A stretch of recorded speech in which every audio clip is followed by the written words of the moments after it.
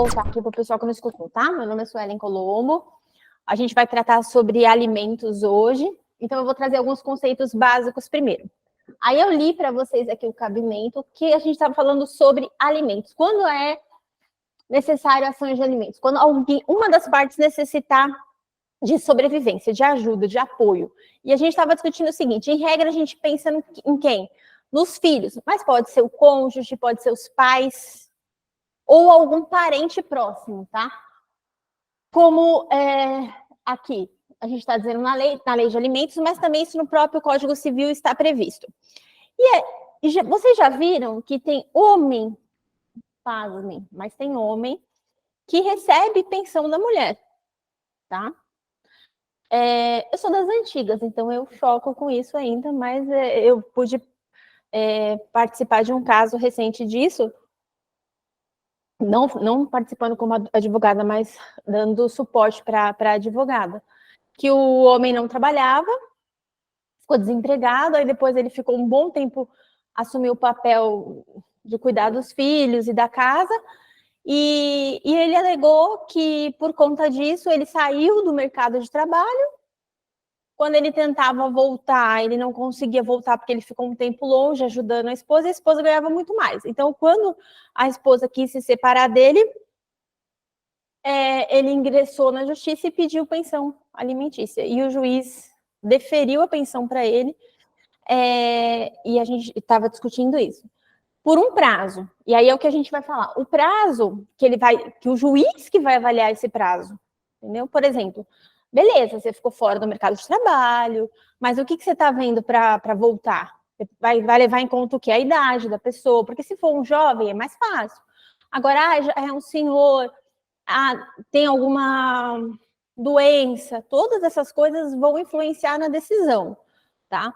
E aí, a discussão fica muito tensa, né? Porque cada um vai pontuar o seu lado e eu acabo entendendo os dois, porque se a gente pensa, quando eu vou pagar ou quando é meu cliente, a gente não quer, mas e se é um parente seu também que precisa receber?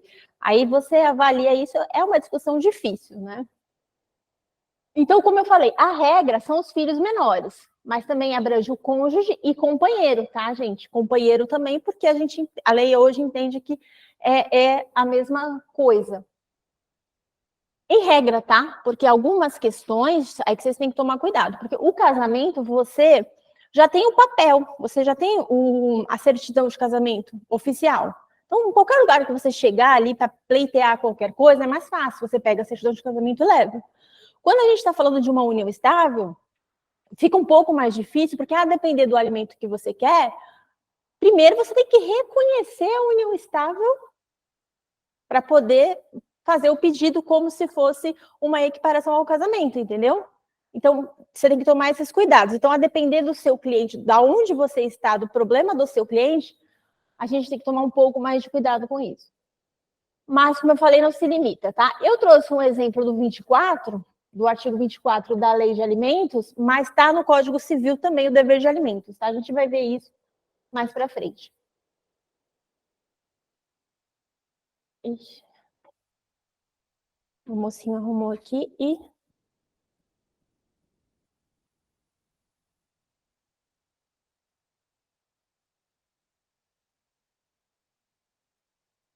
Qual aula? Acho que foi da outra aula do professor Isaquimi, né? Que o pessoal tá falando que não foi material. Tá, deixa eu ver que não tá indo aqui. Eu gosto de chamar um rapazinho aqui.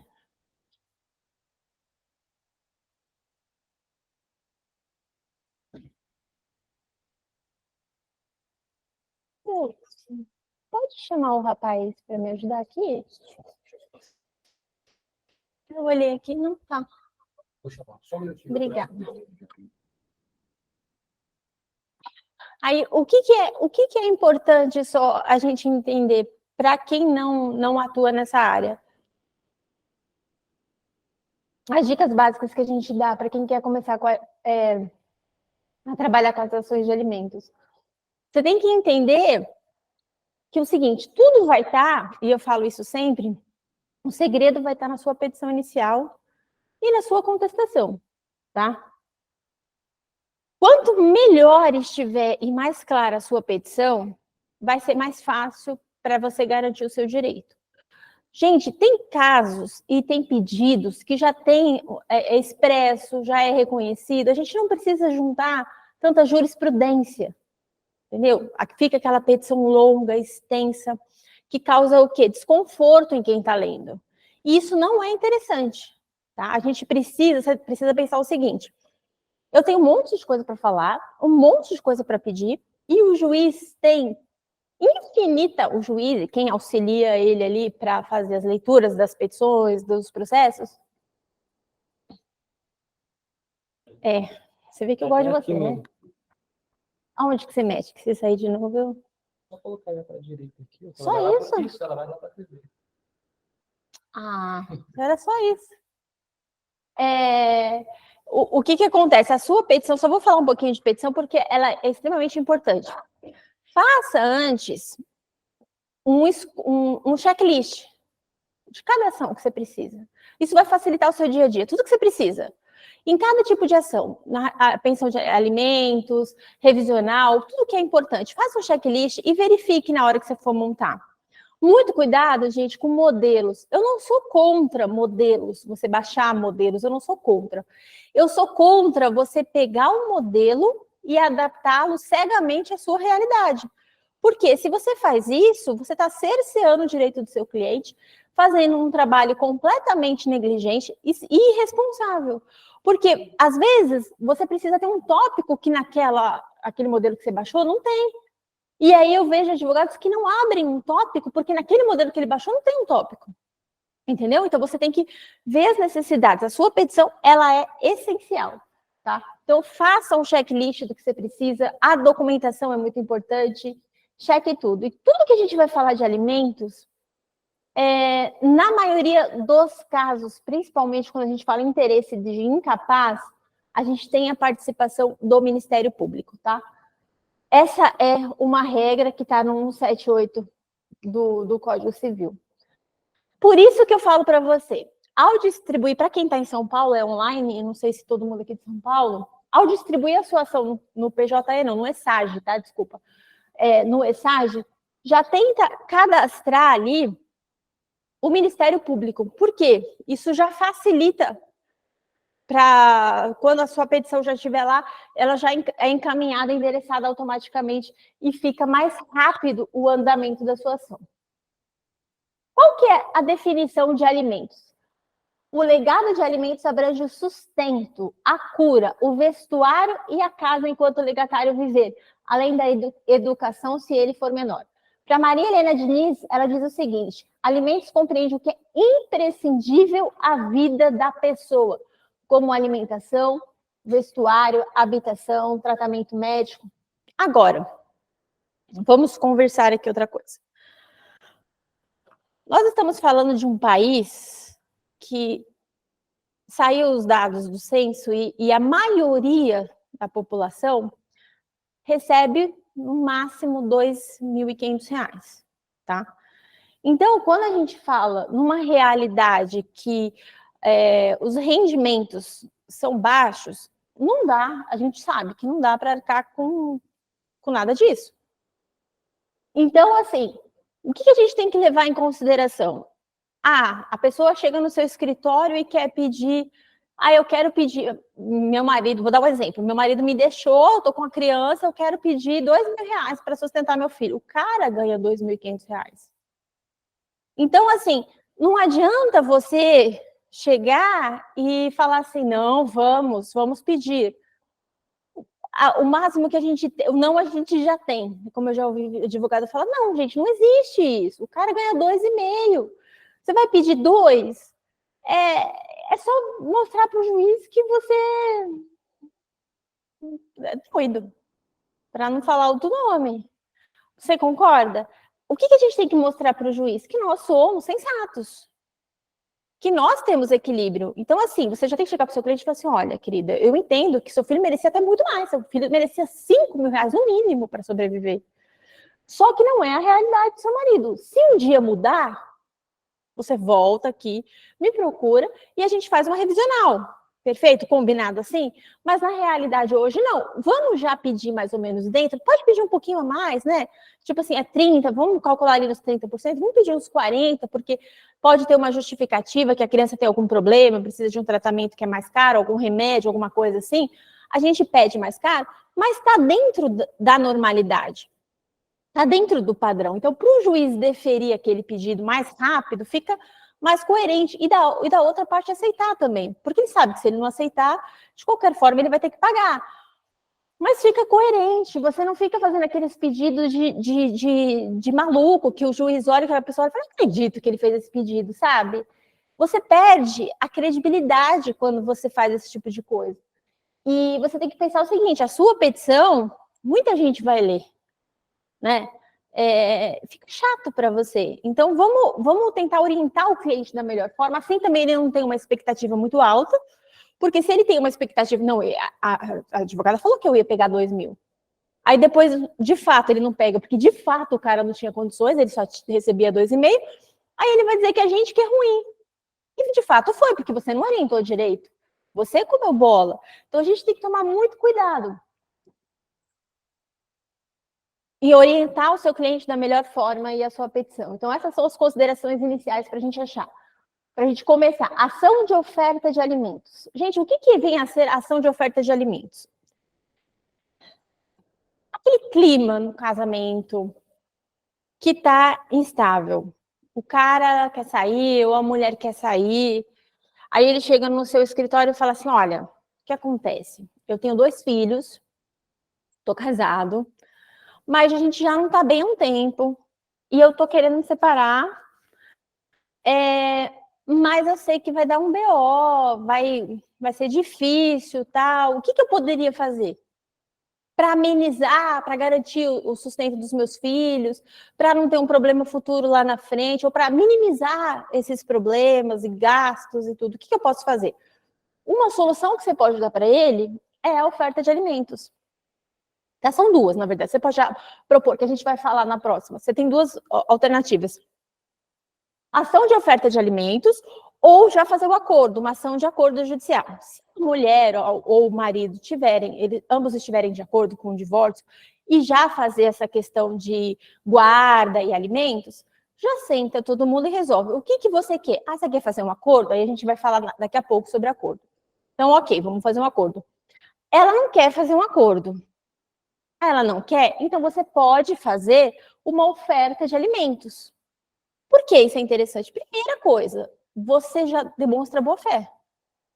Porque você vai ter que pagar, cara. Você já está num casamento, você já está numa união estável, filho é teu, você já sabe, está reconhecido.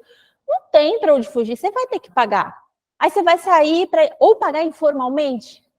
Se pagar informalmente, o que vai acontecer? Mais BO lá na frente, ela vai dizer que você não pagou, aí, enfim, vai dar um problema sério. Já faz certinho, propõe isso daqui, você já faz bonitinho, faz uma ação de oferta de alimentos, nessa oferta você já estipula tudo, você vai demonstrar boa fé, tá?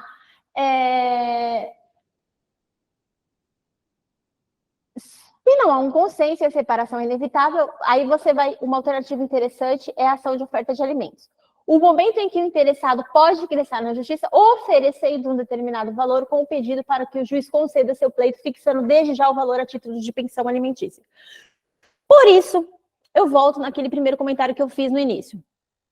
Não vai, você já começou bem fazendo uma oferta de alimentos, né? Você já demonstrou boa fé, aí você vai e oferece R$100. Melhor não fazer oferta de alimentos. Você deu um tiro no pé. Vamos ser coerente, vamos ser proporcional, entendeu? Porque aí, o que você já fizer aqui, para que ele fique como pensão, é melhor, já assegura o direito do seu cliente, já vai deixar tudo certinho, não vai ter muita discussão, porque quando o juiz pegar para ler, ele vai falar, ué, tá coerente, vamos imaginar ali, 30%.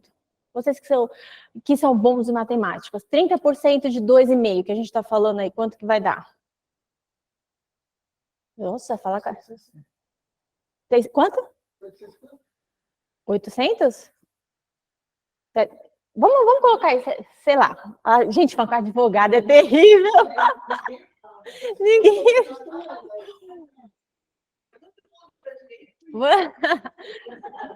750?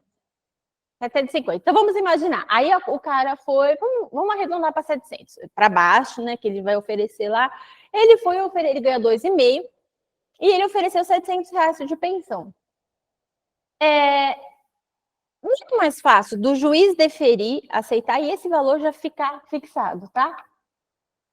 Agora, os alimentos provisórios de acordo com a lei 5.478 são aqueles fixados de forma liminar pelo juiz antes de ouvir a parte contrária, tá? Isso é interessante, porque assim, quando você oferecer, o juiz já vai deferir aquele valor, entendeu? Se for coerente. A não ser se for muito esdrúxulo, aí ele não vai. Mas se for coerente, ele já vai deferir, tá? E só para relembrar, alimentos não quer só dizer comida, tá, gente? É todo o sustento ali que a criança precisa, que a criança ou a pessoa precisa. Agora é o seguinte, interessante você pensar o seguinte, você vai ofertar esse valor. O que é coerente você fazer? Se você ganha 2,5, que é o padrão que a gente está usando aqui para exemplificar, comprova. O cara é registrado. Junta o holerite, junta ali o comprovante de aluguel que ele paga, algumas contas de consumo básicas, para você provar que não dá para ser mais, entendeu? Assim, quando o juiz já bate o olho, põe uma planilhinha de Excel, entendeu? E fala assim, até esclarecer, pô, R$700 para quem ganha 2,5 é até considerável, porque o cara paga quanto de aluguel? Um cara comer, saúde, um cara que ganha 2,5 e paga 700 de pensão e paga aluguel, ele não deve ter nem plano de saúde. Porque um plano de saúde hoje custa o quê? O mais barato é R$400, R$500, né? E olhe lá, dependendo da idade da pessoa. Só que aí você já demonstra para o juiz uma coerência lógica. Então o juiz fala, eu não tenho nem margem para pedir mais para o cara. Né? Porque ele já está ali, ó, no limite. Então é muito mais fácil. Por quê? A gente fala até que a gente tem que levar em consideração o seguinte. Essa é a regra, tá? Costumam ficar no teto de 30%, por isso que eu estou dando esse exemplo. É uma regra, não quer dizer que isso seja aplicado a todos. Por quê? Tem gente que vai ganhar mais. E aí, tem criança que vai precisar mais, tem criança que não precisa. Necessidade do filho e a condição dos genitores. É isso que vai ser levado em conta. Por que eu estou falando que tem criança que precisa de mais? Gente, de repente tem uma criança que ela tem uma deficiência física, motora, sei lá, ela tem algum tipo de doença, ela precisa de um tratamento diferenciado e nem tudo é coberto pelo SUS. Então, ela vai precisar de uma roupa diferente, especial, ela vai precisar de uso de fralda. Você entende? Ela tem uma necessidade diferente. Então, aquele valor fica um pouco maior, porque a mãe também não vai ter condição. E quando a gente fala de pensão alimentícia, a gente está falando que a outra parte vai contribuir. Só que a mãe também está ali pagando, ou quem vai ficar com a criança, né? Então, veja, você tem que levar isso tudo em consideração. Vamos dizer que é uma criança que não tem necessidades especiais. Aí, ok, né? É mais tranquilo. Agora, se a criança tem, você tem que colocar isso aqui também. Outra coisa que a gente tem que levar em conta é, se você pegou um caso de um empresário que ganha muito bem, se separou da esposa. Essa criança que você vai ingressar com a ação de pensão alimentícia para ela veio de uma realidade diferente. Ela morava em Alphaville, com o pai, estudava, e com a mãe, ela estudava numa escola de alto padrão, ela fazia inglês à tarde numa outra escola, ela fazia reforço, ela fazia balé, ela fazia futebol, ela fazia whatever, um monte de coisa ela fazia. Ela tinha um plano de saúde do stop. Aí, você entendeu que a necessidade dela é outra, porque ela já tinha um padrão diferente, então você vai continuar calculando dentro da realidade daquela criança. Porque você não pode, porque você parou, pegar o padrão daquela criança e despencar lá para baixo. Ela continua sendo filha. E o cara continua tendo condição, a não ser, óbvio, né? Se o cara perdeu tudo, faliu, aí é diferente. Mas se o cara continua tendo a mesma posição, as necessidades dessa criança é entendida pelo judiciário como diferente, porque ele tem condições e ele já tinha esse padrão de vida, tá? Então, por isso que a gente tem que avaliar o caso concreto, e o caso concreto, ele vai sempre estar diante desses dois fatores.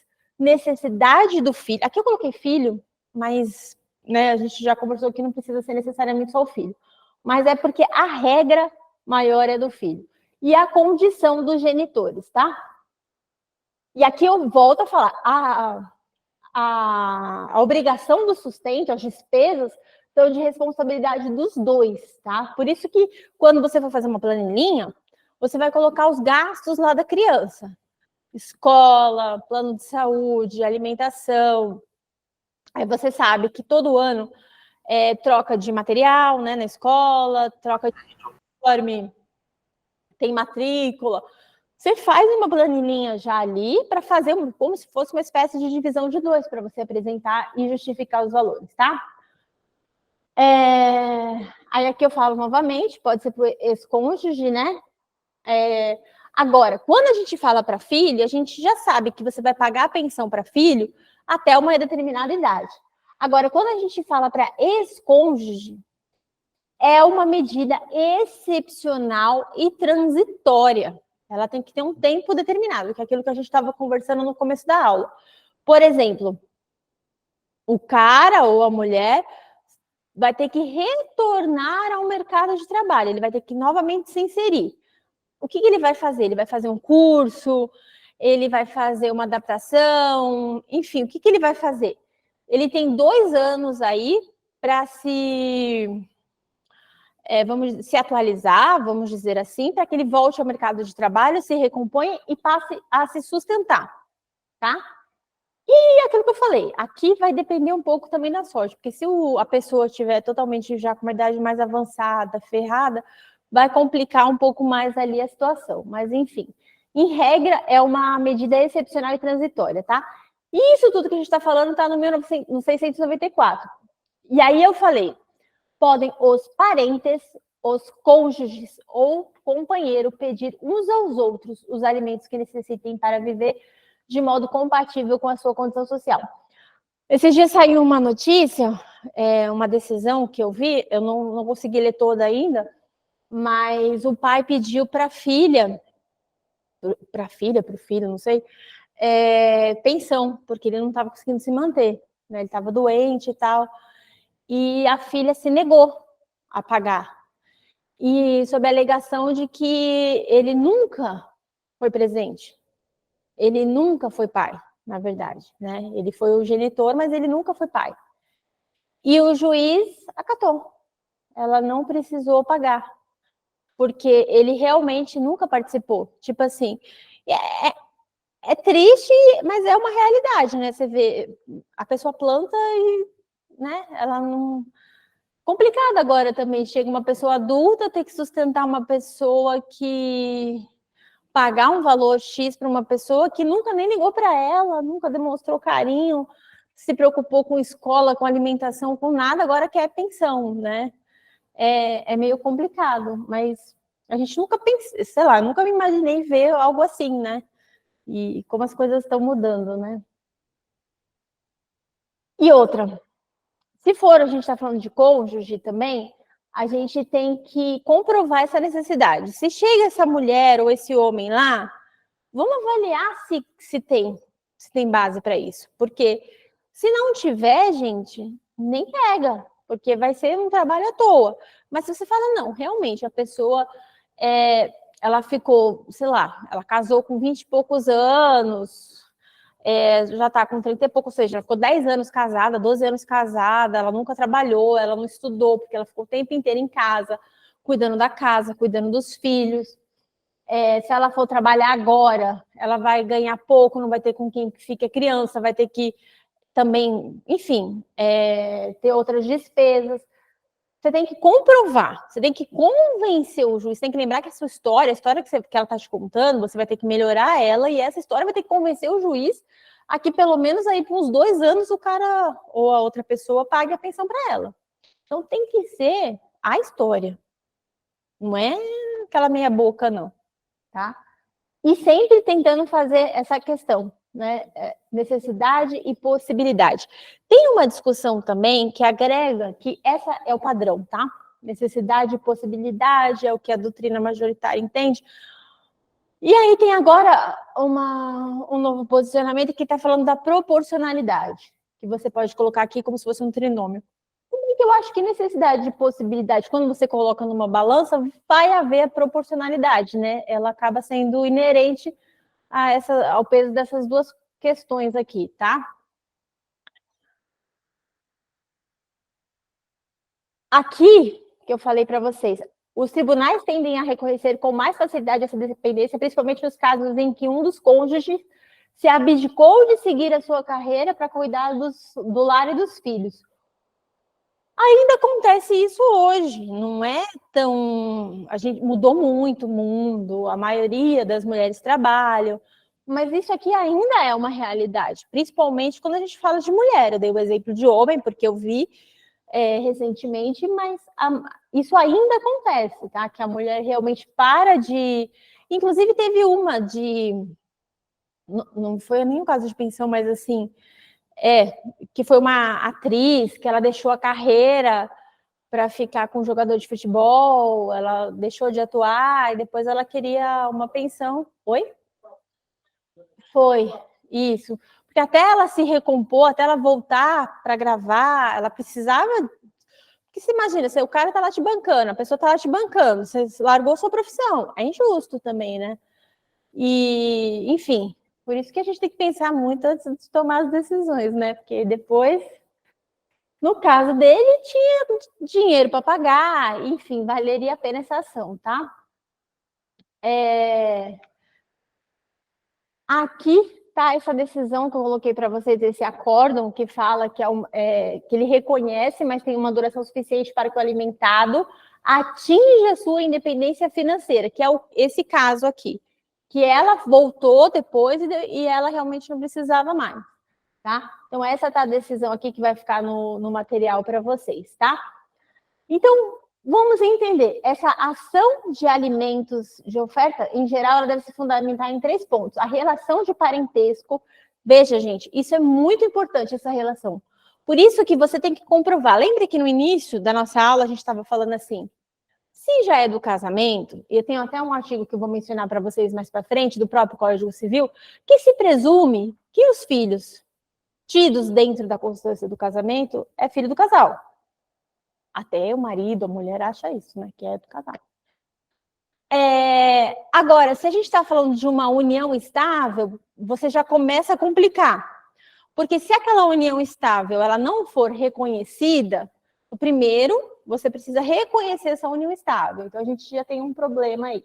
Não é um problema tão grande, tá? Porque você consegue comprovar isso, não é tão difícil. Mas já é, vamos dizer assim, algo que você precisa pensar na hora de você fazer ação, entendeu? Como você vai resolver isso.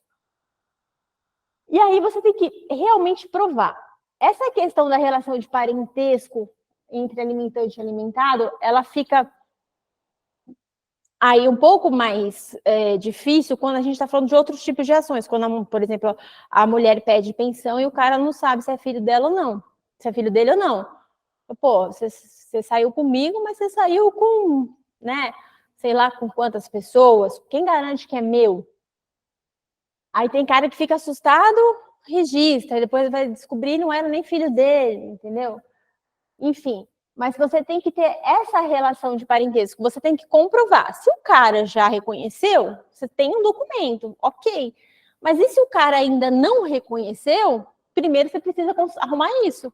Primeiro você precisa ter o reconhecimento da paternidade para depois você pedir as outras coisas. Pleitear seus outros pedidos. A necessidade do autor e a possibilidade do réu, tá? Isso é muito importante. Agora, outra coisa que eu ia falar para vocês é o seguinte: a gente estava discutindo aqui em termos de quem ganha 2,5 mais ou menos. O cara está desempregado. O cara não trabalha. Mesmo assim, o juiz, em regra, condena ele ao pagamento de, no mínimo, uns R$250. Tá? É o que eu tenho visto por aí. R$250 ele vai pagar. Como ele vai achar? Não sei. Já vi juiz falando assim, vai limpar a piscina. vai carpir um terreno que R$250 você consegue para pagar a pensão do seu filho. Se vira, R$250 pelo menos, senão você vai preso. Tá? Então, o mínimo sempre vai sair, tá? Agora, se você conseguir comprovar que o cara está falando que está desempregado, mas ele é um empresário, ele tem rendimentos, aí é outra história, tá? Mas, mesmo quem não tem nada, vai pagar 250.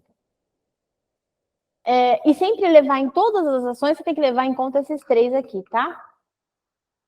Só para vocês entenderem mais ou menos, o que eu fiz aqui? Um tópico exemplificativo, porque a depender do que a gente vai pedir, vocês vão ter que colocar outros tópicos. O que a gente vai ter nessa ação de oferta de alimentos? O endereçamento, a qualificação, tá? O nome completo do requerente, a nacionalidade, a profissão, vai colocar todos os dados dele, a procuração, enfim. Da ação de oferta de alimentos. Em face de seu filho, nome completo, nacionalidade, menor, aí você vai colocar os dados, representado ou assistido por sua genitora, coloca o nome dela, tal. Do requerimento da inicial, requer desde logo que todas as intimações sejam aquele padrão, tá? Indica o e-mail do escritório, enfim. Das preliminares. Aqui em São Paulo, a gente tem essa aqui de taxa que você pode usar também, se você quiser isenção. Se bem que eu entendo que se você for pedir justiça gratuita, ela já engloba nisso, não tem necessidade, tá? Se cabível, por quê? Se o cara tem condições, é só perder tempo, encher linguiça, fazer sua petição ficar mais longa, você colocar isso, tá? Você já fala para ele, filho, quando ele pegar seu rendimento, porque, sei lá, um empresário tem um faturamento lá X, não vai deferir, esquece, não vai fazer esse pedido para não passar vergonha, para não ficar chato. Mas se couber, você faz esse pedido aqui, tá? De preliminar, já um dos primeiros, tá? Da síntese dos fatos e do direito. Gente, eu entendo que independente do valor que a gente vai falar ali, seja dos 250 a 20 mil reais que você está discutindo ali de pensão, faz uma tabelinha das necessidades, do que aquela criança gasta, comprova valor de escola, valor de plano médico, sabe? São provas essenciais que facilitam a vida de todo mundo. Se você faz uma tabelinha legal e coloca conforme consta anexo nos autos, o juiz pode nem olhar, mas ele já sabe que você colocou. Tá lá, né? Que você não ia ser louco de falar que tem um documento lá e não tá. Se não tá, também a outra parte vai apontar, né? Que você não colocou. Então já faz, sabe? Já garante, já deixa tudo estruturado, facilita. Então faz uma tabelinha, coloca ali os gastos reais, comprova a maioria deles. Enfim, isso é muito importante.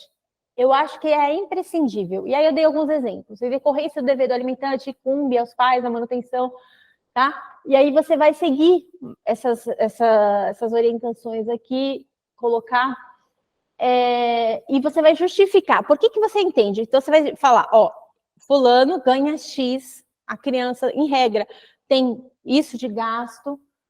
E eu entendo, como pai, eu entendo que dentro do que eu ganho, contribuir com X valor, em regra 30%, que a gente pode colocar, mas aí, como eu falei, vai depender do caso concreto. Tem pai que ama os filhos, que tem condição e fala, não, eu quero dar mais. Enfim, outra coisa, tem pai que vai falar assim, eu vou formalizar 30%. Eu vou formalizar 30%. Mas ele não fica no 30%, ele sempre dá coisa a mais.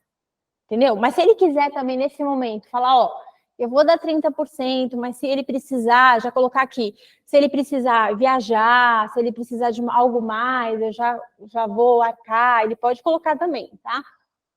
Vou pagar o futebol à parte, vou pagar alguma coisa à parte, ele também pode colocar. Nos pedidos, você vai colocar lá, justiça gratuita, citação do réu na pessoa do seu representante, a fixação dos alimentos provisórios no valor.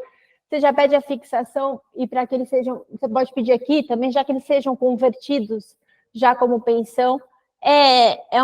Na verdade, isso meio que já vai acontecer. Se o juiz julgar que está ok os seus valores, o que você pleiteou, isso meio que já vai acontecer. Mas, implícito, né, esse pedido. faça, mesmo que é implícito, como isso já é para o benefício do seu cliente, faça esse pedido, tá? Cabe honorários de sucumbência, lógico, que a depender do caso, pode ser que o juiz, né, avalie, não dá, mas em regra a gente tem, peça para que seja para vocês, enfim. E aqui, o que a gente fala, protesto aprovar, o alegado, enfim. Eu gosto sempre de colocar o rol de documentos que eu juntei embaixo aqui depois, porque eu acho que comprova que todos que você juntou para o juiz saber o que você já juntou, porque depois fica aquela confusão, né? Mesmo alguns você não consegue nomear, nem todos você consegue, tem nome, aí você coloca documento 1, documento 2, então às vezes você já coloca que facilita, tá? Então, a ideia da oferta de alimentos é essa: o pai ou a mãe que vai sair de casa, que consegue, que já está comprovado ali a relação de família, de paternidade, no caso aqui de filho, se a gente estiver falando de filho, então já tem essa comprovação. Ele quer sair de casa, ele sabe que a mulher não vai concordar, mas ele quer deixar garantido os direitos da criança e não quer ter tanto problema. E não quer pagar de forma que ela amanhã diga que ele não pagou. Então, o que ele vai fazer? Porque tem pai que fala, não, eu vou pagar a escola. Aí paga a escola, paga não sei o quê. Isso acaba não caracterizando que ele pagou, né? Então, vamos deixar certinho? Aí chega no seu escritório, você oferece ação de oferta de alimentos. Você vai fazer uma tabela, você vai deixar tudo muito claro, evidente, demonstrar a necessidade com a possibilidade que a gente falou, tá? Com a proporcionalidade, consequentemente. Vai deixar ali claro que é o que você ganha, o que você precisa para viver também, o que seu cliente precisa para viver. Vai demonstrar que aquele valor que você está dando supre sim as necessidades da criança e que você está tão preocupado em manter a segurança, a saúde e o bem-estar do seu filho que você já está oferecendo, tá? Então isso já garante. Essa seria uma das soluções que a gente tem para oferecer para os nossos clientes quando eles chegam com um determinado problema no escritório. Por que eu falo isso também, gente? Porque às vezes o cara vai sair de casa e essa questão de divórcio ainda está na... Ele ainda vai fazer, então não precisa ser junto, entendeu? A preocupação dele é o filho. Ele sai, vamos resolver essa nossa situação depois. O filho está garantido, entendeu? Agora, a ação de homologação de acordo extrajudicial de alimentos. Gente, primeira coisa que a gente tem que entender, o acordo, ele é totalmente estimulado pelo nosso ordenamento jurídico, tá? Em qualquer momento. Isso no direito civil, no processo de trabalho. Por quê? Porque qual é o objetivo do nosso ordenamento jurídico, do Estado? É solucionar o conflito. Então, não é... Se você chega para solucionar o conflito e tá bom para ambas as partes, vamos solucionar. Para que você vai continuar com uma discussão, sendo que as partes já comporam ali, já fizeram um acordo? Não tem para que isso. Vai continuar se focando no judiciário e não faz o menor sentido, porque a ideia é solucionar o conflito. Já que as partes chegaram a um determinado consenso e realmente o juiz vê que tá bom, não é aquele consenso, você leva tudo e eu fico sem nada. Esse acordo não é acordo, né? Tem alguma coisa errada aí. Mas quando o juiz vê que tá equilibrado, ele vai aceitar, tá? Em regra, ele vai aceitar.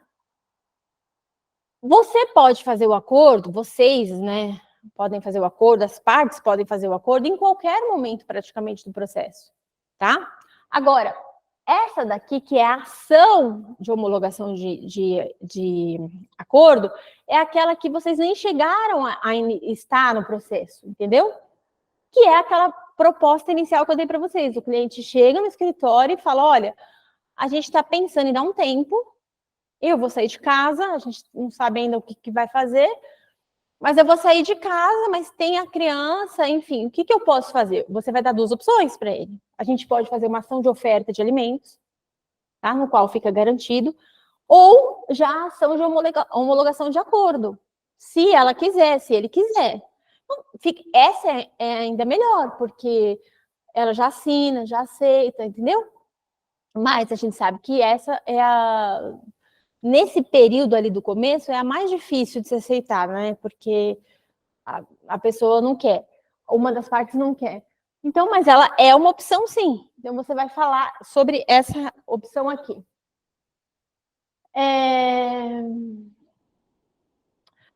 Sempre que tiver menor, gente, vai ter o MP, como eu falei, tá? Ele vai intervir para ver se realmente aquele acordo, em todos os casos, mas principalmente no acordo, como o 698 fala, deverá ser ouvido previamente à homologação do acordo. Você vai à protocolação de acordo, de homologação de acordo, o juiz vai apreciar e o Ministério Público vai avaliar.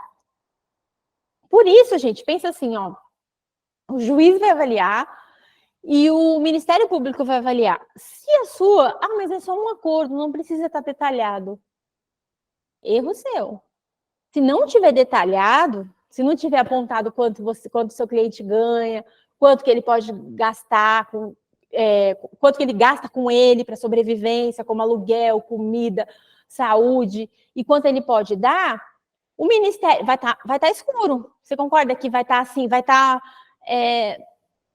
o Ministério Público pode olhar e falar assim, mas você não pode dar mais? Porque ele não tem informação. Agora, quando você dá informação para ele, ele fala, não, da onde que vai tirar? Ele paga de aluguel, e olha que eu estou chutando baixo. Ele paga de aluguel, ele ganha 2,5, ele paga de aluguel R$1.000, porque, gente, não é mais ou menos isso. Se você for pagar um aluguel, às vezes num quartinho, que você vai achar uns R$800. Então, assim, você prova lá que você paga R$800. A alimentação tá cara, você não vai gastar menos que R$200, R$300, né? E olha que eu estou enxugando para baixo, bem para baixo. Se você não demonstrar isso, o Ministério Público, o juiz pode até entender, mas o Ministério Público, para proteger o menor, ele pode falar assim, mas está faltando informação, ele vai ficar inseguro, e aí ele pode não autorizar a homologação do acordo. Por isso que você tem que pensar nisso. Mesmo sendo um acordo, PEC, nesse caso, pelo excesso de informação, olha, ele não ganha muito, ele ganha X, esse valor aqui está muito bom, dentro das condições dele, não é que a criança não mereça, deixa isso claro também, a criança merecia até muito mais, só que para eu trabalhar, eu também preciso ter um mínimo de condições, eu preciso dormir num lugar, eu preciso tomar banho, eu preciso comer, né, eu preciso ter saúde, para poder sustentar a criança, né, porque é aquela história da máscara do avião, né, o avião vai cair, primeiro você põe em você, depois no seu filho, porque se você cai, seu filho não vai conseguir pôr em você. Então, assim, às vezes a gente tem que explicar o óbvio, né? Só que, gente, faça sempre isso de forma sucinta, né? Você não precisa se delongar. E, às vezes, alguns recursos visuais para vocês facilitam. Por exemplo, a tabela, uma tabela que você pode até colocar ela inteira, depois subir como anexo, mas você pode colocar essa tabela faz o print dela, né? E coloca ela na própria petição, sabe? De uma maneira harmônica, nada tão colorido para não pesar na imagem, assim, porque a petição não pode ser cansativa. Mas você coloca lá para o juiz entender, para o Ministério Público entender que está equilibrado, tá? Que aquele valor que você recebe, o valor que você dá, está equilibrado para que o juiz possa atender aquilo ali. Eu, Ministério Público, não se oponho. Ele tem que ser equilibrado e justo para que o juiz homologue, sendo assim, você quanto advogado, deve ficar atento para os detalhes. Os termos do acordo devem estar claros, abranger todas as necessidades do interessado e a forma como tudo deve ocorrer. Isso é imprescindível para que haja segurança e principalmente evite descumprimentos e desgastes. Por exemplo, aqui eu trouxe alguns exemplos. Nos casos em que o alimentante for registrado, é interessante pensar na possibilidade de uma pensão baseada em porcentagem. Por quê? Gente, aí tudo vai depender do lado que você está também, né? Você está do lado de quem, né? Aí você vai ter uma estratégia diferente. Quando você coloca por porcentagem para quem é registrado, você vai ali pegar o valor de férias, 13º. Se você fixa num valor fechado, não, eu vou pagar 750, você entendeu aqui como fica? Então, dependendo do lado que você está, você vai organizar isso melhor, tá? E aquilo que eu falei antes, como aulas, reforços, você pode combinar e colocar aqui. E mesmo sendo registrado, é bom você deixar expresso no acordo a data de pagamento da pensão. tá? Você pode também, a depender do lado que você tá, e também às vezes é mais conveniente que a empresa já desconte direto lá da fonte, tá? E repasse. Tá? Tem gente que prefere. Tem homem que vai pagar para isso e fala, não, eu já prefiro que a empresa já desconte, porque se cai na minha conta, aí a outra mulher já acha que pode gastar, e depois quando vê já gastou, e aí eu vou presa, aí fica pior, então já prefere. Por isso que você tem que entender toda a necessidade do seu cliente. O cliente chega lá e você vai ter que conversar, entender com quem que ele está agora. Porque às vezes a pessoa que ele está agora é um risco para ele, né? Ela vai ficar com ciúmes, vai querer o dinheiro. Ah, mas você paga muito para aquela criança. Gente, mas já está ali, entendeu? Então, melhor aqui. Se você vê que a mulher do outro, a mulher atual é meio estranha, você já melhor descontar aqui para o cara na empresa. Você, aqui eu falei, já peça o ofício, né, para a empresa, já. Outro facilitador é requerer um acordo à dispensa da audiência de conciliação, porque já é um acordo, tá? Mas, em regra, eles querem fazer essa audiência porque o Ministério Público quer participar para entender melhor os detalhes. Isso, gente, é muito comum quando a sua petição está falha também. Se a sua petição tiver falha, tiver com algumas lacunas e beirar, assim, passar na mente do juiz ou do Ministério Público que não está justo aquilo ali, então ele, em regra, não vai dispensar essa audiência, tá? Por isso que preze pela qualidade da sua petição. Outra possibilidade interessante é fazer, junto com o termo de acordo de alimentos, já a guarda de visitas. Se isso já tiver sido definido, né? Já estipula tudo, já organiza tudo, deixa tudo bonitinho, para evitar trabalho, tá?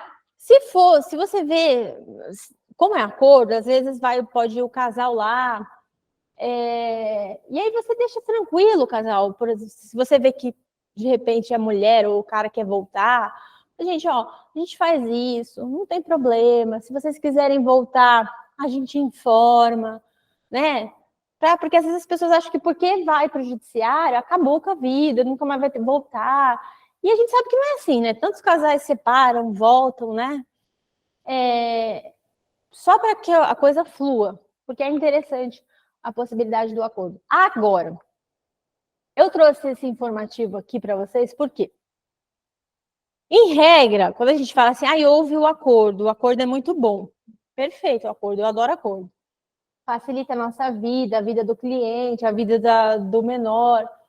Só que o acordo, ele não é incontestável. Não é porque ele foi homologado que ele vai ser incontestável, tá? E esse aqui já é um entendimento. Por exemplo, esse é um informativo 697, ele fala, é cabível o ajuizamento de ação de alimentos, ainda que exista acordo extrajudicial válido com o mesmo objeto, quando o valor da pensão alimentícia não atende ao interesse da criança. Ou seja, a pessoa mudou de ideia, ela pode voltar e fazer a ação, tá? Agora, em regra, essa ação só vai ter um poder de mudança desse acordo se de fato houver uma mudança. Ou ela não foi bem feito, tá? Ele não foi bem feito, e aí é uma parte se sentiu lesada por você, sabe? Ela se sentiu, não, na hora eu achei que era um acordo, mas depois eu fiquei sabendo que fui no outro advogado, ele falou que eu podia ganhar mais e que não sei o quê, e aí ele desmascara você, porque você fez realmente algo que não deveria para beneficiar o seu cliente ali e ficou ruim, entendeu? Aí o seu acordo pode realmente cair por terra. Ou, segundo motivo que ele pode cair por terra, quando houve alguma realmente modificação na situação ou financeira de quem está pagando a pensão, ou por exemplo, da criança. De repente, agora a criança não era uma criança saudável, não tinha problema nenhum, mas agora foi descoberto que ela tem um probleminha e ela precisa de mais. E para isso, ela tentou de novo um acordo, não quis, então ela vai ajuizar essa ação. Houve, em regra, uma modificação. É só assim que, em regra, tá? Pode ter decisões diferentes, obviamente.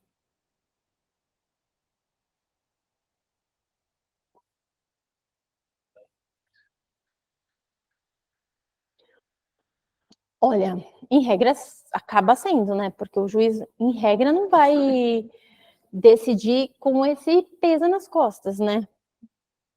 A gente tem que entender o porquê que ele não está acolhendo aquele acordo. E aí que tá. Se ele não acolher, a gente vai ter que recorrer, entendeu? Ele não acolhe. Eu já vi casos que mesmo o Ministério Público não acolhendo, dando justificativa, a gente recorre daquela decisão, do posicionamento, na verdade, do Ministério Público, e o juiz decide. A decisão dele é imparcial, tá? Mesmo com o Ministério Público. Em regra, eles procuram estar andando em paralelo. Essa é a regra. Já vi julgar diferente, por quê? Porque o Ministério Público ele tinha uma dúvida, a petição não foi bem feita, deixou, como que eu falei, ela deixou pairando ali algumas coisas no ar. Para ele, a criança não estava bom com aquele valor, porque a petição não estava clara. Aí ele disse não. Aí o juiz pede para você se manifestar sobre o que o Ministério Público falou. Aí a gente veio com as provas que a gente entendeu que faltavam, e aí o Ministério Público entendeu, não falou mais nada, e o juiz deferiu, entendeu? Foi o contrário, mas porque a gente meio que sanou aquelas dúvidas do Ministério, entendeu? E aí, a regra é que eles sempre, quando está equilibrado, eles sempre vão homologar, tá? Mas se não homologar, a gente vai para as discussões de fato. Mas eles também sempre, em regra também, a gente vai continuar discutindo, mas ele já bate ali o martelo num valor para já ir pagando a pensão, porque a criança precisa desse valor, entendeu? Mas por isso que eu falo, gente, eu bato nessa tecla, mas é importantíssima. A petição, estando clara, estando com todos os elementos bem fundamentada, ela já é 80% do caminho andado ali, sabe? Agora, essa eu acho mais legal para a gente falar aqui, porque ela é um pouco diferente, ela abrange mais coisas interessantes para a gente falar aqui. Só para recapitular, as duas ações anteriores que a gente falou são duas ações que você pode oferecer no seu escritório, que a ação, duas possibilidades interessantes para quem quer sair de um relacionamento e quer deixar tudo certinho, que é o acordo, ação de homologação de acordo e ação de oferta de alimentos, tá? Como eu falei, ambas elas podem ser propostas e elas devem ser colocadas ali na inicial, tudo equilibrado, ter fundamentação, ter a tabela de valores. Então, são duas coisas distintas. Aí a gente fecha essas duas possibilidades agora e a gente vai passar para um tema um pouco diferente. Ação de alimentos gravídicos. O que é alimentos gravídicos? É um benefício garantido por lei às gestantes para que elas possam financiar os gastos decorrentes da gravidez. E esses são os fundamentos legais, tá? Até antes dessa lei de 2008 aqui, a gente tinha mais confusão sobre esse tema, e a gente ainda tem. Por exemplo, um dos temas que a gente tem, que a gente vai ver aqui, é de quem é a legitimidade ativa, e a gente vai discutir. Primeiro, o que diz essa lei? No artigo 2, ela diz o seguinte: os alimentos de que se trata esta lei compreenderão os valores suficientes para cobrir as despesas adicionais do período de gravidez e que sejam delas decorrentes da concepção ao parto, inclusive as referentes à alimentação especial, assistência médica e psicológica, exames complementares, internações, partos, medicamentos e demais prescrições preventivas e terapêuticas indispensáveis, a juízo do médico, além de outras que o juiz considere pertinente, ou seja, é um rol exemplificativo, não é um rol taxativo, tá? E aqui que tá. Alimentos gravídicos é diferente de pensão alimentícia. A pensão alimentícia, ela abrange muito mais coisas. E ela é destinada para quem? Para a criança, tá? Alimentos gravídicos, gente, eu tô falando para criança aqui para facilitar, tá? Que a gente está falando de alimentos gravídicos. Mas se a gente estivesse falando de pensão alimentícia, a gente pode abranger ex-cônjuge, parentes, enfim. Só que os alimentos gravídicos aqui, eles são destinados à grávida. Aí a gente tem uma grande discussão. Que eu não acho que faça tanta diferença, às vezes, uma discussão que o judiciário tem, que não tem cabimento. O que interessa se a legitimidade ativa é do bebê ou é da mulher nesse caso, se os dois estão no mesmo corpo? Não faz a menor diferença. É perguntar quem nasceu primeiro, o ovo ou a galinha. Mas a gente precisa falar, né? A legitimidade ativa é da grávida, não é da criança. Por quê? Aí tem aquela discussão que o nascituro ele é protegido pela lei, mas ele não tem... Como que é o nome que fugiu? Isso, muito obrigada. Ele não tem personalidade jurídica. Só por isso. Mas, né? Mas para a gente não errar, quem tem a legitimidade ativa é a grávida, tá? Agora, vamos discutir. Adoro discussão. A gente estava conversando anteriormente, nos tópicos anteriores, que eu estava falando para vocês do equilíbrio, né? Do binômio de a gente tem que ter necessidade e possibilidade. Eu creio que ele se aplica aqui também.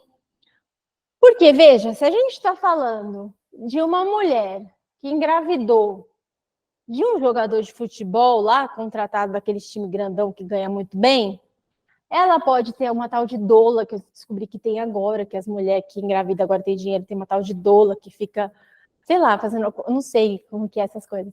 Ela fica fazendo acompanhamento lá para a mulher, para ter o filho em parto normal, sabe? Ela fica lá, enfim, umas coisas meio diferentes. Aí ela tem um monte de coisa nova, assim, uns negócios extra, assim, diferentes. Aí ela tem foto, tem book, né? Foto de gestante. Aí ela tem um monte de... Aí, veja, a necessidade dessa grávida aqui, que é desse jogador de futebol, é uma, entendeu?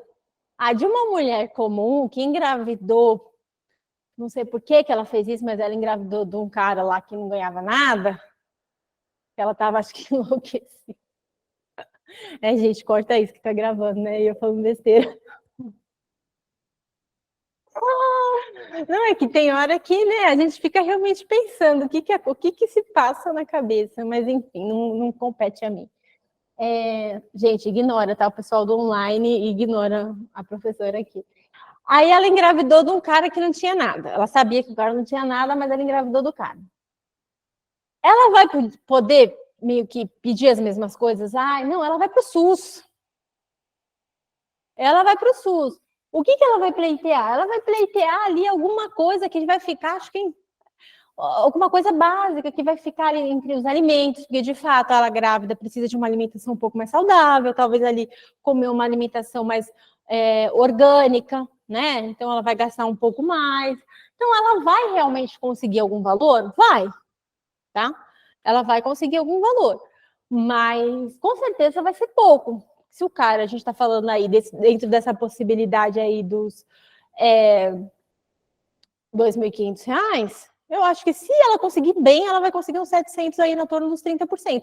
E até menos, porque a gente ainda está falando aqui em alimentos gravídicos, que por enquanto ainda pode ser considerado um pouco menos ainda do que a pensão alimentícia propriamente dita.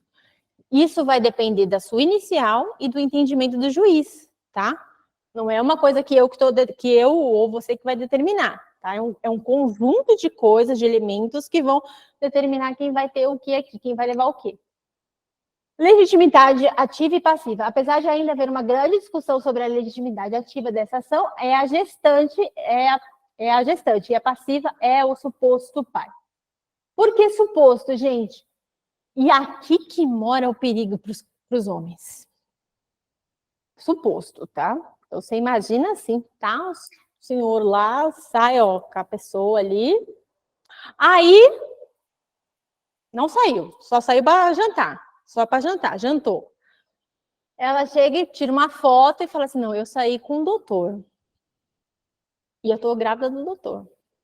Aí postou 2 fotos, né, tal. Aí vem uma ação de alimentos gravídicos pro doutor. E aí? Simples assim hoje em dia, tá? Mais ou menos, tá, gente? É só para deixar vocês com medo. Ele até assim arregalou o olho aqui, mas é mais ou menos assim. Por que é suposto, gente? Porque aqui, na verdade, a lei fala suposto, porque entende-se. Dá para fazer exame de DNA nessa fase? Dá, mas é extremamente arriscado. Então, quase nenhum juiz, 99%, vai negar qualquer tipo de exame nessa fase, porque põe em risco a vida do feto. Então, assim, às vezes tem mulher que não sabe nem quem é o pai. Ela saiu com várias pessoas e nem ela mesma sabe quem é o pai. Só que ela vai precisar da ajuda. E aí ela vai, em regra, e é isso que acontece, tá? Porque é a prática do dia a dia, em regra, ela vai falar, fulano não tem condição.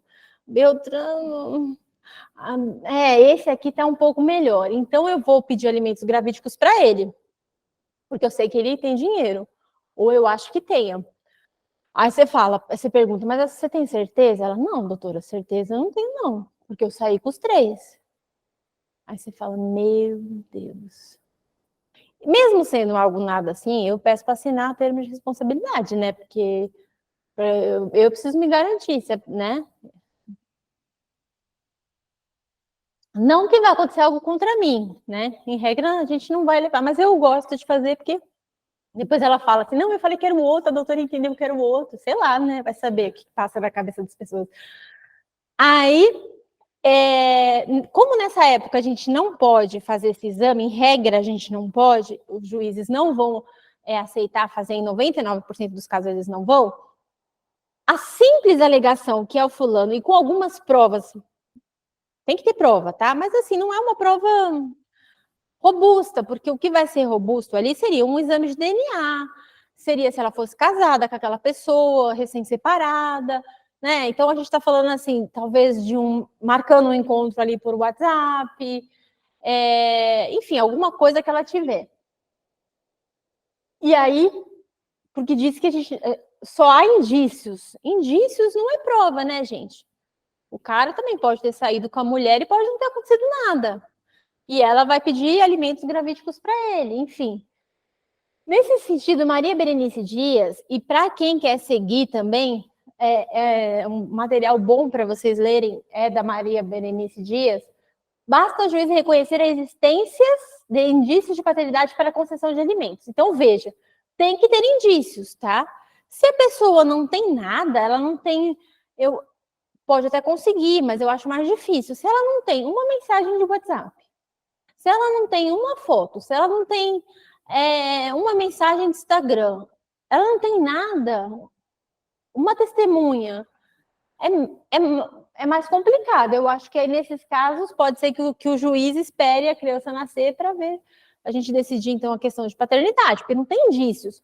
Mas se tiveram indícios, por menor que seja, o juiz, em regra, acaba concedendo para proteger o menor, tá? E aí a gente vai entrar em outras várias discussões aqui.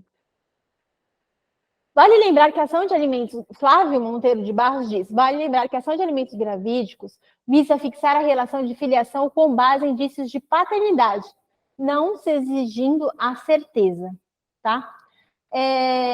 O que isso quer dizer? O foco é o alimento gravídico ali. Não é a discussão da paternidade. São objetos diferentes, tá? Como a gente não sabe se é o pai, e vamos imaginar que você recebeu, seu cliente recebeu, foi citado, que ele é o suposto pai. Ok. Aí você pergunta para ele, mas você saiu com essa mulher? Aí ele vai falar, não queria falar não, mas eu saí. Então, você já tem ali algo. Se ele fala, não, nunca nem vi essa louca, aí é outra discussão. Mas se ele fala, não, eu realmente saí, mas eu não tenho certeza que é meu filho. Ok. O que eu faria quando eu fosse contestar? Eu já falaria que não é meu filho, que não tem certeza que eu vou querer o exame de paternidade. Não é o momento de fazer isso. Mas eu já falaria. Por quê? Porque eu gosto de ir formando provas. Porque lá na frente eu posso precisar dessa fala. Porque essa ação ela vai ser convertida automaticamente em pensão alimentícia, tá? Então, assim, aí que você vai ter que tomar cuidado. Porque, veja, se ele não tem certeza que é filho, você fala, mas você quer fazer o teste? Porque, realmente, se você não for o pai, não é correto, nem para você, nem para a criança, né? Continuar com essa enganação. Então, vamos fazer o teste. Então, beleza. Essa ação vai ser convertida automaticamente em pensão alimentícia. Então, assim, que a criança nascer, a gente já pede o exame de DNA para comprovar a paternidade e aí a gente volta para definir se aquela pensão vai ser mantida ou não. Na verdade, não, porque nessa ação a gente não vai discutir isso. Você vai ter que fazer uma ação autônoma de discussão de paternidade, para depois discutir Isso, a não ser que, se não existissem os alimentos gravídicos. Por exemplo, ela teve o filho, aí a vida que segue, ela nunca procurou ninguém, aí quando a criança está com 1 ano, aí ela vem te procurar. Aí na contestação, você diz que não é pai, o seu cliente não é pai, e você pede o exame da paternidade. Aí seria junto. Mas nesse caso, ela não seria junto, porque a gente está falando de 2 ações com objetos distintos, né? Aí você vai ter que fazer a parte, assim que a criança nascer, pedir, entrar com a ação, pedido de reconhecimento de paternidade, para saber se é ou não. E aí sim a gente vai fazer a definição. Mas eu vou entrar nesse assunto de novo lá na frente, que tem alguns pontos interessantes. Aí aqui ele fala, deve ser buscado em ação autônoma de investigação de paternidade, porque os objetos são diferentes, tá? No entanto, vale lembrarmos que os filhos de gestação dentro do matrimônio são presumidos. Lembra que eu falei no começo da aula que são presumidos? E aqui está no 1597. Presumem-se concebidos na constância do casamento os filhos nascidos 180 dias, pelo menos depois de estabelecida a convivência conjugal.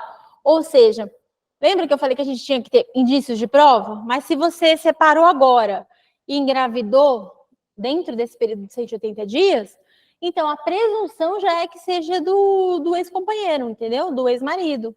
Então a gente já tem uma presunção legal. E é aqui que eu estava dizendo para você que entra a discussão do companheiro da união estável, né? Porque aqui você vai pegar simplesmente a sua certidão de divórcio, que vai estar lá de casamento, né? E a verbação do divórcio. Você vai pegar aquela certidão e vai mostrar para o juiz, olha, eu fiquei grávida agora dentro dos 180 dias, presume-se que ele é o pai. Não tem discussão, acabou. Agora, aí sim, o que ele pode fazer? Ele pode, depois que a criança nascer, ir em uma ação autônoma, ver se é pai mesmo, porque vai que ele ouviu que ela saiu com outras pessoas e, enfim. Aí ele vai pedir. Mas, e se for um companheiro, que não, essa união estável precisa ser reconhecida primeiro, não é? Em tese, ela precisa ser. Tanto é que quando você vai fazer ali a separação, vamos dizer assim, de uma união estável, primeiro você faz um reconhecimento e dissolução da união estável ao mesmo tempo, não é? Primeiro você tem que reconhecer para fazer dissolução, não é assim? Então quer dizer que ela primeiro precisa existir para ela terminar. Aí aqui, nesse quesito, fica um pouco mais complicado. Mas como é um suposto pai e é um indício, eu acho que se você fizer isso bem feito na sua inicial, conseguindo demonstrar de outras formas que era uma união estável, com fotos públicas, com tudo aquilo que a gente já sabe que formaliza uma união estável, eu acho que facilitaria para você aqui, tá? Só que aí vai depender da sua petição inicial, de como você vai construir ela e como você vai colocar provas. Você precisa de provas aqui, tá? Porque é muito forte essa questão de união estável como prova para vocês. Só que você vai precisar só argumentar bem, entendeu? Eu acho que ela é super válida. Eu acho que ela é mais válida ainda do que simplesmente se fosse uma foto no WhatsApp de marcando um encontro. Mas você tem que argumentar direitinho, tá? Mas nada que impeça. E aqui no 1597 há todas as possibilidades, tá? E qual o prazo, gente? Ó, o prazo para a propositura da ação de alimentos gravídicos é durante toda a gravidez, tá? Ou seja, eu tô grávida, fiquei grávida hoje, descobri que eu tô grávida hoje, tô com 2 semanas. Eu posso propor a ação agora ou com 8 meses e pouquinho, tá? Agora não fala mais nem meses também, né? Fala semanas, enfim, mas aí você pode propor a qualquer tempo. Prazo de defesa, gente, aqui é muito importante, tá? É de 5 dias, é diferente dos prazos convencionais, tá bom? 5 dias. Para quem não costuma atuar, isso aqui é muito importante vocês anotarem, tá? Prazo de 5 dias para contestar. Se o seu cliente já falou para você que ele não tem certeza que ele é pai, já contesta negativando, dizendo que não é o pai. Mesmo que isso não seja... Aqui não é o lugar para você... Gente, só para recapitular. não é a ação aqui de alimentos gravídicos, o objeto não é discutir a paternidade, é uma ação autônoma. O que eu estou falando para vocês é o seguinte, mesmo não sendo o momento oportuno para você fazer isso, se o seu cliente fala que não é o pai, menciona, é só mencionar, você não vai discutir, você só vai mencionar porque você está constituindo provas. Você imagina que não é estranho, você não falou nada que não era pai na contestação. Aí depois você chega lá e fala assim, mas eu não reconheço que ele é meu filho, eu nunca nem saí com aquela mulher. Ué, mas por que você nem disse isso antes? Fica estranho, eu acho que ficaria estranho. Eu, se eu fosse juíza, eu acharia estranho. Eu falei, mas quer dizer, lá você nunca nem falou que tinha, posto que você nunca viu essa mulher na vida, agora você está dizendo que você nunca nem não conhece nem o rosto dela? Eu suspeitaria, entendeu? Aí eu ia acreditar mais nela do que nele. Você entendeu? Não dá motivo para desconfiar de vocês. Não dá motivo. Não dá motivo, gente. Então, assim, vamos ser racionais. Você fala que não é. Depois você discute. Aí, se for, você finge que não falou nada. Mas você já falou, tá? Eu fiz questão de repetir, porque depois fala assim, não, ela falou que podia discutir. Não falei isso. Eu só falei que é bom falar só para dar um toque. Porque não é o fundamento na paternidade. E agora? Vai ser discutido em uma ação autônoma, em regra, após o nascimento da criança. Do local vai ser sempre o domicílio da gestante, tá? Hora credora, conforme o artigo 53.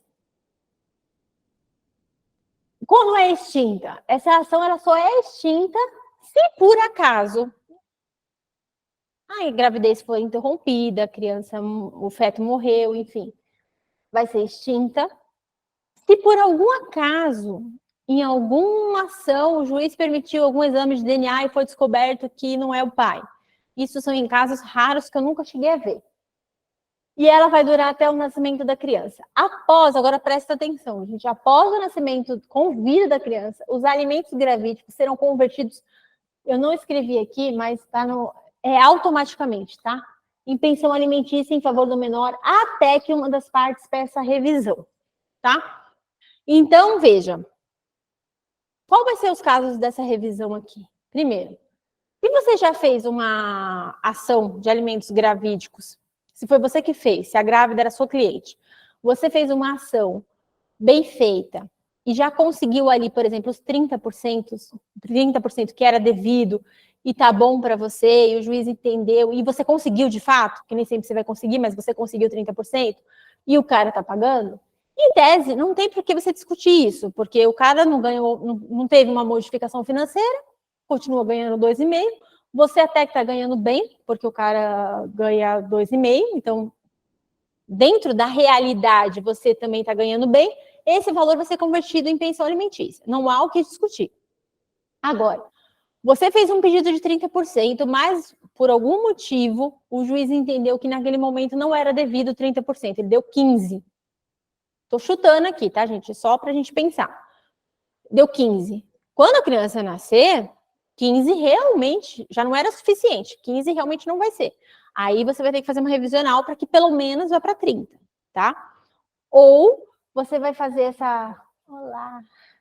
Você vai fazer essa revisional quando você viu que teve realmente uma modificação na vida financeira do réu, né, no caso.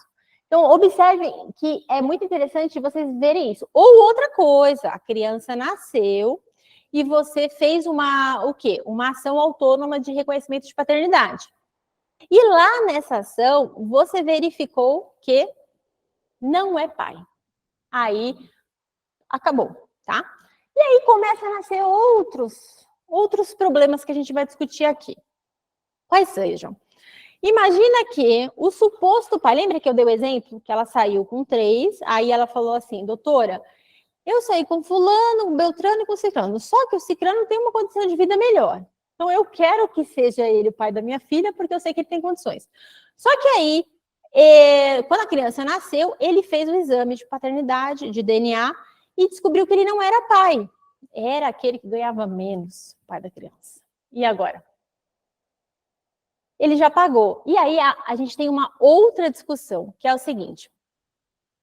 Em regra, gente, não cabe o pedido de indenização. Em regra, e eu vou te explicar por quê. Calma que eu vou explicar o porquê. O alimentos não é, repetido, eu esqueci o termo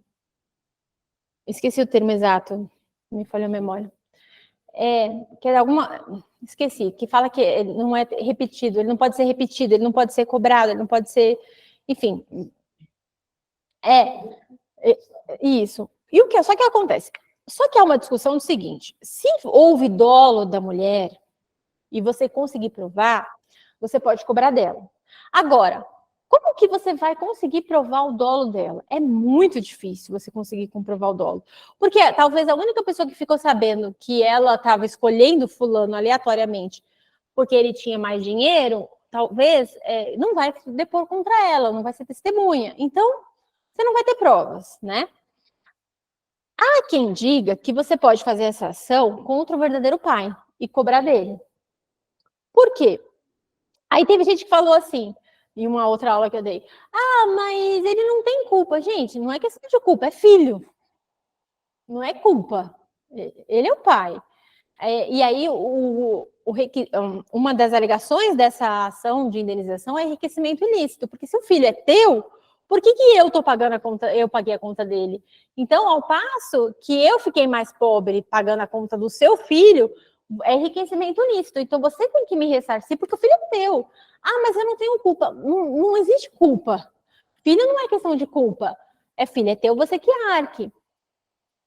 Agora, se a gente estava naquele exemplo que eu falei, que quem era o pai era o mais pobre, se o cara vai cobrar o cara mais pobre, ele também não vai ganhar nada. Aí a gente vai ter que entender o que compensa, né?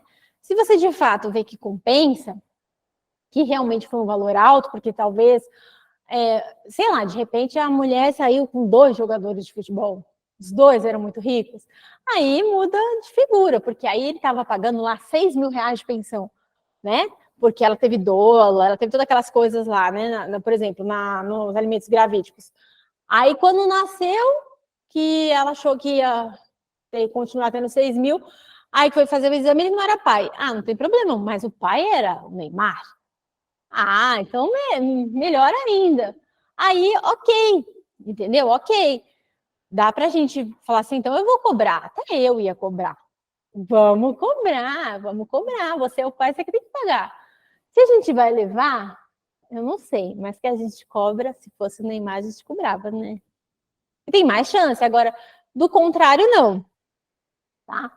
Faz sentido, gente, mas em regra, quando é pouca coisa que o cara paga, quando ele descobre que ele não é pai, ele não quer mais fazer nada. Ele já tá tão aliviado de não ter que continuar pagando que ele fala: deixa quieto, eu não quero mais problema, paguei, deixa para criança, foi uma ajuda, agora o outro que está azarado que vai pagar, entendeu? Enfim, tá? Mas essa seria mais ou menos a regra.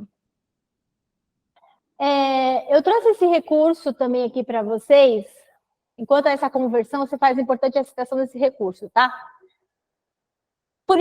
Só voltando aqui. Por isso que eu acho importante, mesmo nos alimentos gravídicos, se o seu cliente acha que não é pai, fala lá, porque você já tem como fundamentar. No recurso especial de direito civil, ele diz o seguinte: o fim da gestação e o consequentemente com o nascimento da criança não acarreta a extinção dos alimentos gravídicos, mas a sua conversão automática em pensão alimentícia. Não compete ao intérprete fazer distinções onde o legislador não o fez. E aqui ele é bem claro. E é por essas questões que eu acho assim, quando o tema ele já é exaustivamente debatido, ele já é pacificado, não tem para que a gente juntar tanta jurisprudência. Eu só juntaria uma jurisprudência dessa aqui se isso fosse negado. Se não foi negado, nem juntaria, porque já é um entendimento pacífico, você entendeu? Que ele é automático, porque isso já está lá no artigo 6º que a gente viu, e que eu vou colocar de novo aqui. Já é uma previsão legal que a gente tem. A gente vai até que horas aqui? Até às 11? Então não dá tempo.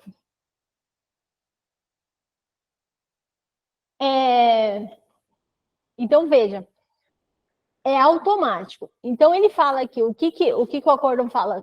Que não compete ao juiz, nem ao Ministério Público, a ninguém fazer interpretação diferente. É direto, é conversão. E aí eu volto para aquela fala. Só vai haver modificação naqueles valores se houver uma revisional. E só vai haver uma revisional se os valores que foram deferidos lá nos alimentos gravídicos estiverem equivocados, porque o juiz não concedeu o que você pediu, ou porque houve uma modificação, ou na situação de quem está pagando a pensão, ou na situação de quem está recebendo. Porque ela pode... Imagina que a criança... você está recebendo 30%, a criança. Tá ok. Ela nasceu, foi convertido, mas aí ela... sei lá, você descobriu que ela tinha uma doença, uma necessidade especial que demanda de outros gastos. Vai precisar de uma revisão. Agora, o que eu falei, essa revisão só vai ser cabível se você demonstrar que realmente teve uma modificação. Senão, não vai prosperar, ela não vai seguir adiante, tá? A conversão automática da obrigação e a transferência da titularidade dos alimentos sem a necessidade do pronunciamento judicial, ou seja, não vai acontecer pronunciamento, não precisa de nada. O cara tem que continuar pagando, ele estava pagando, ele vai continuar pagando. Só vai mudar, na teoria, o nome de alimentos gravídicos para pensão alimentícia. O que você pagava antes era para grávida, agora o que você está pagando vai ser para criança, tá? Isso para garantir a celeridade da prestação jurisdicional, facilita o acesso à justiça, que é um princípio do nosso ordenamento jurídico, bem como está de acordo com as ideias da instrumentalidade das formas de economia processual e da dignidade da pessoa humana, tá? Então, veja, foi muito bem fundamentada essa decisão, objetiva e clara, né? Então, ele continua, ponto e acabou. Agora, era para estar aos poucos, mas está indo direto. Acho que essa aqui já é a nossa última e a gente vai conversar agora no finalzinho. Gente, ainda há uma discussão sobre isso, tá? Tem esse enunciado aqui de prisão, que cabe a prisão do devedor nos casos de prestação de alimentos gravídicos, tá? Então, muito embora alguns doutrinadores discutam, entendem que não é cabível, esse enunciado entende que sim, diz que sim, e a maioria das decisões também. Agora, eu pergunto, por que seria diferente? Se no fundo, por mais que a gente está falando, e a legitimidade ativa é da grávida. Ok, mas não continua sendo para a criança, para o sustento da criança? Então, qual a diferença, né? Então, se é aplicado a prisão por falta de pensão alimentícia, a prisão deve ser aplicada, sim, para quem não paga os alimentos gravídicos, tá? E tem homem que não sabe disso, tem advogado que não alerta isso para os seus clientes. E, gente, só um detalhe, para quem não está atuando na área que está começando, que quer começar. Seu cliente chegou no escritório, ele sabe que tem uma ação ocorrendo, eles agora estão costumando não publicar a ordem de prisão, tá? Ela fica meio que escondida dentro do processo. Quando o cara vê, já tem policial, oficial já tem mandado de prisão aberto, entendeu? E o cara vai preso. E quem tem condições, qual a orientação que a gente dá para quem quer pegar? Pagar alguém que vá verificar a hora que o cara trabalha, a hora que o cara sai, faz um roteirinho do cara, para já mandar ali o oficial e a prisão já para pegar o cara e prender. Porque quando prende, gente, infelizmente, o dinheiro que não aparecia durante anos aparece em meia hora, uma hora aparece, né? Em regra, não passa uma noite na cadeia que o dinheiro aparece e paga a pensão. Então, assim, se você estiver, por exemplo, do lado do cara que não está pagando a pensão aqui, alerta ele, porque fala assim, filho, é o seguinte, beleza, você já foi citado, se você foi citado e não pagou, a qualquer momento, a gente está falando de 13, a qualquer momento você vai ser preso.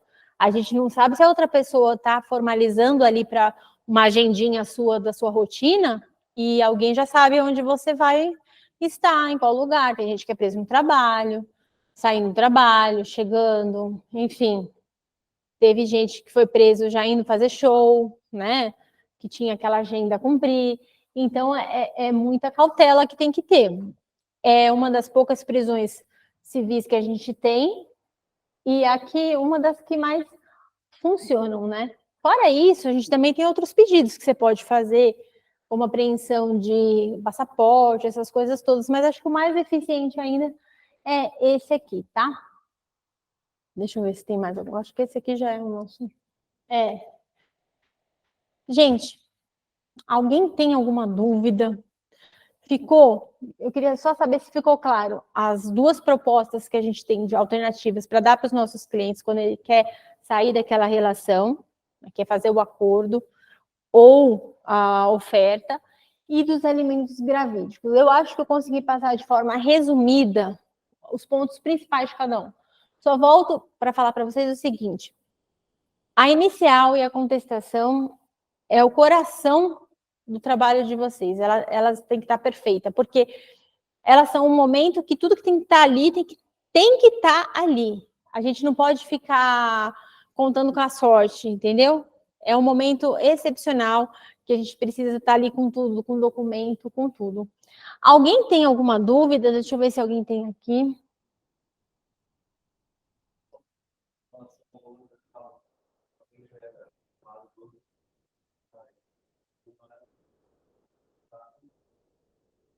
Isso. Em regra, sobre esses valores.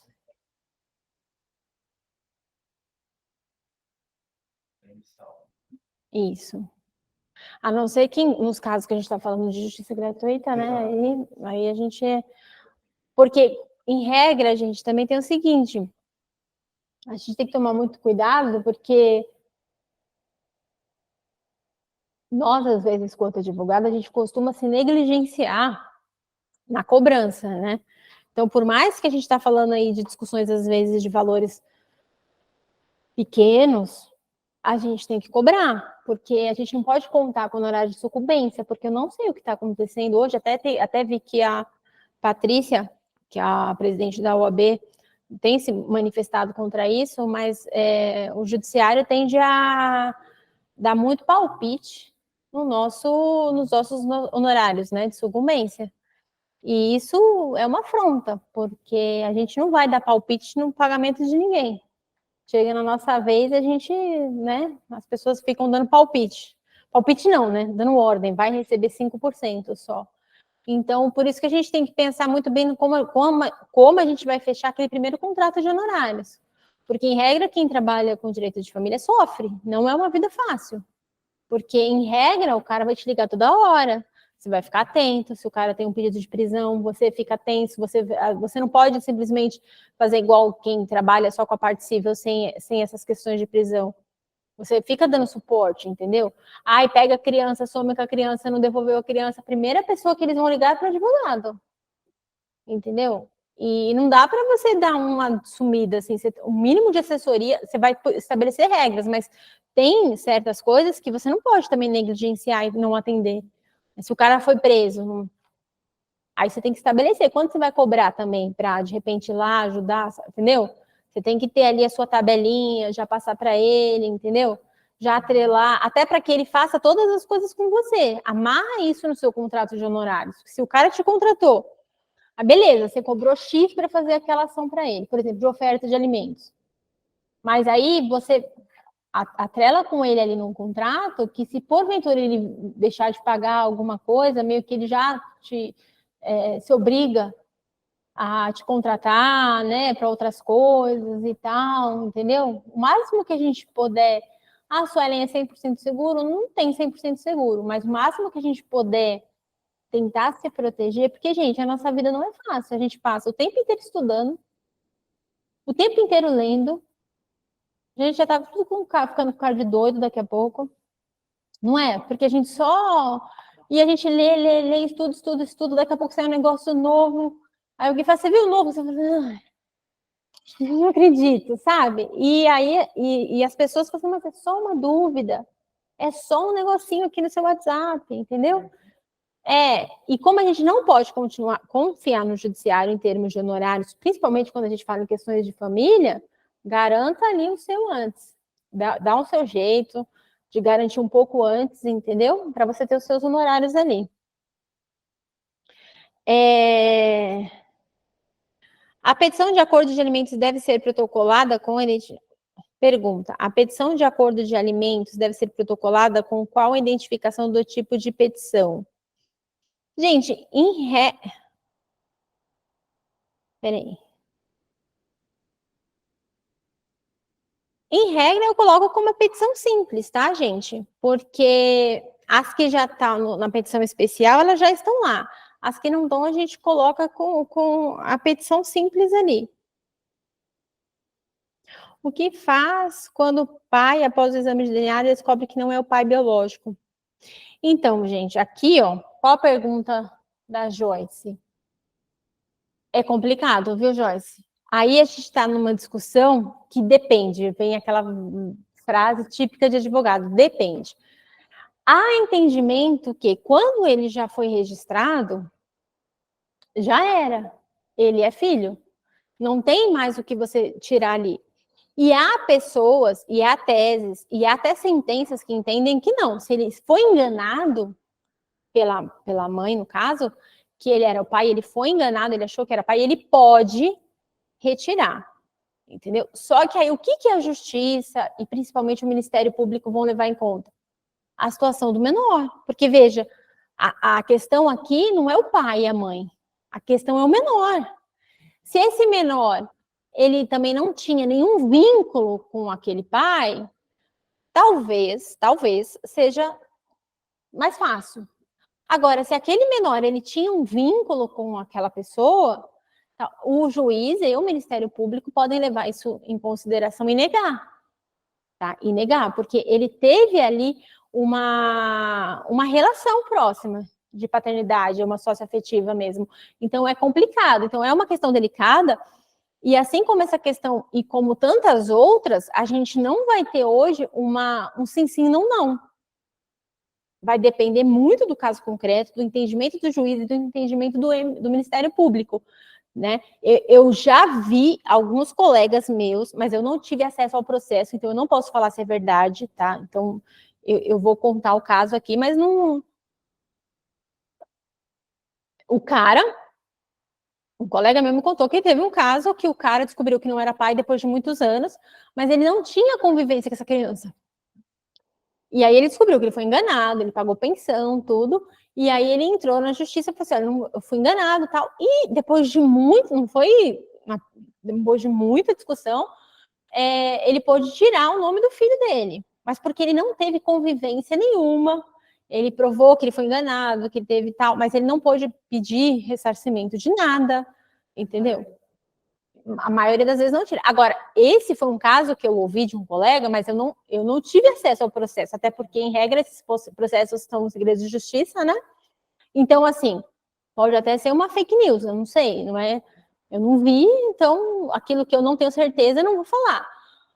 Mas me contaram que aconteceu. Como eu não pude ler, eu não tenho certeza disso. Agora, se você tem, eu particularmente, teve algum afeto ali, alguma aproximação, eu acho um pouco complicado, tá?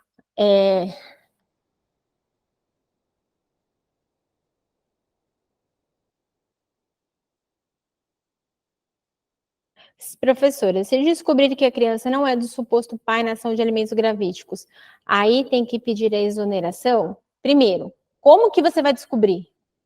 Você vai descobrir por uma ação autônoma de paternidade, tá? A partir do momento que você tem essa ação de paternidade com uma decisão transitada em julgado, aí você vai pegar essa sentença e vai protocolar essa sentença junto com o pedido de exoneração com essa fundamentação, tá?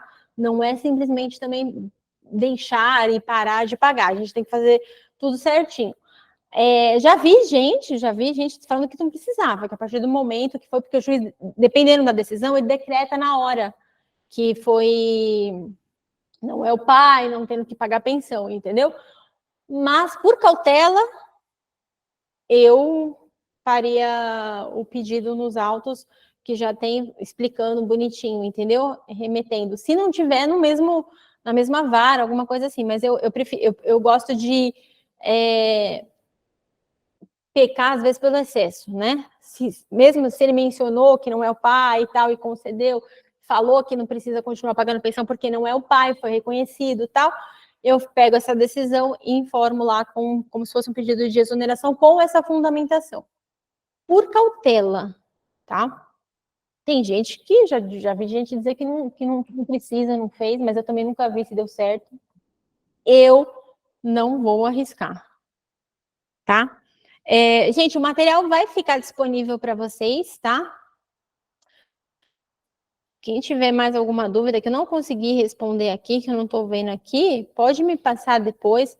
Meu Instagram é @suelencolombo, Suelen com 2 L's. E aí, conforme for possível, depois eu mando para vocês, tá? Gente, só atenção, que eu falo muito, eu fico sendo até repetitiva nisso, mas atenção na petição de vocês, tá? Atenção.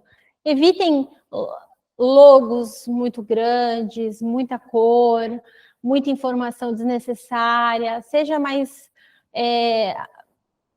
claro, objetivo. Não junta tanta coisa que não precisar. Junta os documentos. Seja bem objetivo, que eu acho que vai ser melhor para vocês, tá bom? Espero que vocês tenham gostado. Qualquer coisa, muito obrigada, gente. Qualquer coisa, vocês me falem me perguntem lá pelo Instagram, tá bom? Foi um